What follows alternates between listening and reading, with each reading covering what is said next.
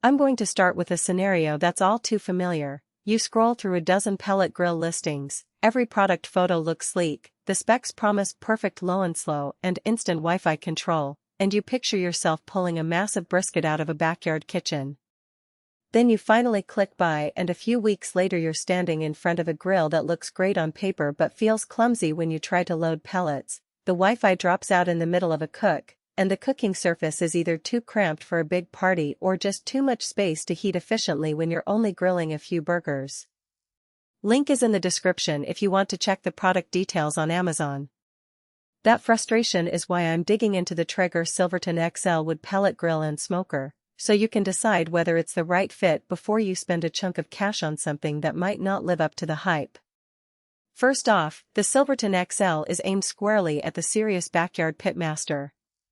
At 854 square inches of cooking area, you're looking at a surface that can comfortably accommodate a full slab of brisket, a half rack of ribs, a few chicken pieces, and still have room for a pizza stone or a side of veggies. That kind of real estate is a game changer if you regularly host cookouts or like to run multiple proteins at once.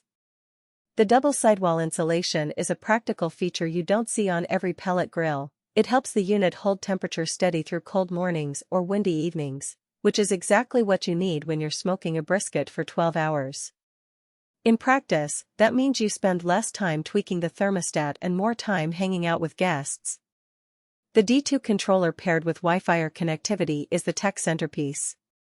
On paper, it promises precise temperature control and the ability to monitor or adjust the grill from your phone.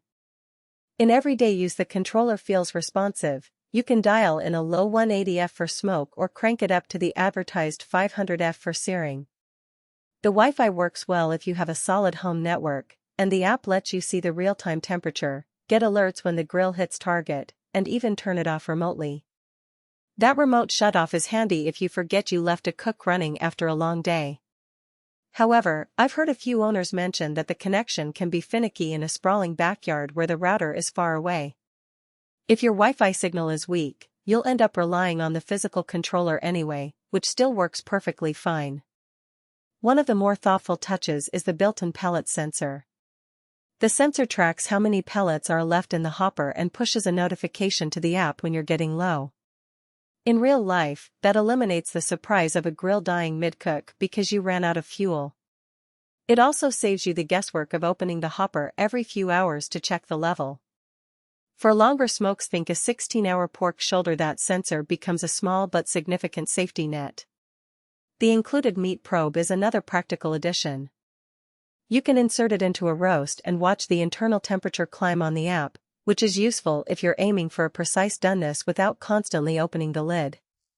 The probe works with the D2's Super Smoke mode, which injects additional smoke for a richer flavor profile during the early stage of a cook. In my own tests, that mode adds a noticeable depth to ribs without extending the cooking time. Now, let's talk about the drawbacks that matter after the purchase. The sheer size of the Silverton XL is a double-edged sword.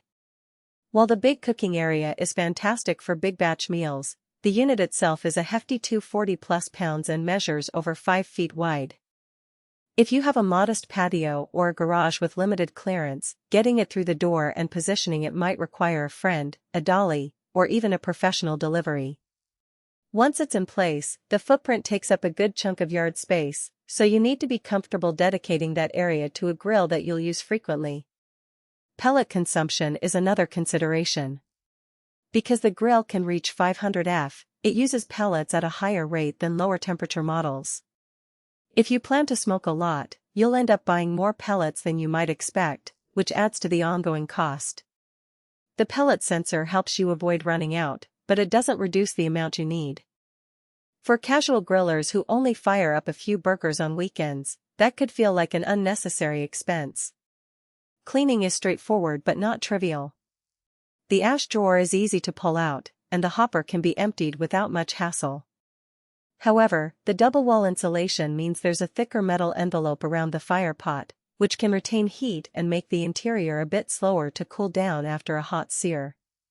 If you need to swap from a high heat sear to a low and slow smoke in the same session, you'll have to.